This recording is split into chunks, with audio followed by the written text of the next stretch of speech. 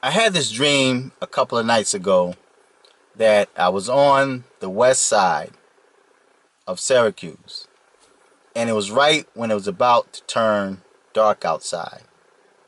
I was visiting a friend, and right across the street from the person I was visiting lived a white family. There's some little kids that lived across the street that was calling me a nigger. About two little kids, man. They looked like they were, one was like, looked like he had on some diapers, and then the other one's a little older. And they just kept yelling across the street at me, calling me a nigger. And then I've seen some plastic bottles fly across the street like they were throwing things, or someone was throwing something at me. But it didn't hit me. So at first I'm like, they can't be talking about me because, number one, I don't know them, they don't know me.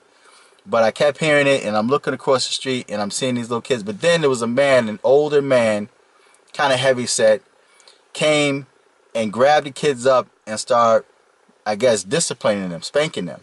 So I kind of laughed. I laughed because the parent took care of that problem. Now, I would probably look at that as these kids being the product of what they learn in their household. They learned that from their parents. Although the parent was there to discipline them because they were yelling across the street at me, calling me a nigger, the father snatched him up and disciplined him. That happens in some families, like where kids learn things from the parents, and then when the kids repeat it, then the parents discipline the kids for doing what they were taught by their mother and by their fathers. So the man has snatched the kid up, disciplined him. I start laughing. So I get in my car, driving back on the southwest side of town.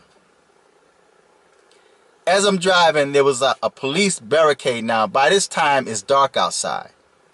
There's a police barricade where all the roads were blocked. There was a nationwide curfew for everyone. I'm not going to say that this was just for black people. This was for everyone. A nationwide curfew where they actually put up a barricade where no vehicles, after a certain hour at night, no vehicles were able to travel from one side of town to the other. So I drove up to the cop and I said, I have to get through here. I said, I'm on my way home. So he asked me, like, where you coming from? So I had to lie. I lied and told him I was coming from work, that I work with some youth, which I do work with youth, right? Not as a profession, but I do it on a voluntary basis. But I told him I work with some teens in a teen center or whatever. So I couldn't get through that barricade, but it was like there was like a side road that was guarded. And he said, okay, well, you go that way. So it was like some bushes that they had pushed aside, and I was able to get through those, go down this side road. That's when I woke up. Now, I spoke on videos in the past about FEMA camps and how things are going to turn out. I think this is just a sign of what's to come. You know, a nationwide curfew, like where people are not able to travel or don't have the right to travel after a certain hour. Before, it was the young people that they were talking about a curfew.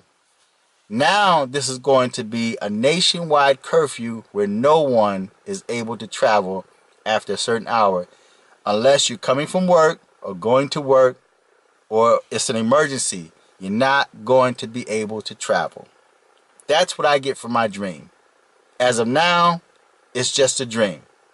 But I made this dream channel to record my dreams or certain dreams so that when these things come to pass, then I have a record here. Okay, so that's what I dreamt. It was short, it was sweet, nationwide curfew, and it was police guarded, and they said, nope, can't get by. Where you coming from? Where you going? Those type questions. And then when I told him I was coming from work and I work with the young people, then he's directed me down another road, which was like a dirt road behind some bushes. So, feedback, tell me what you think. Till next time. Peace.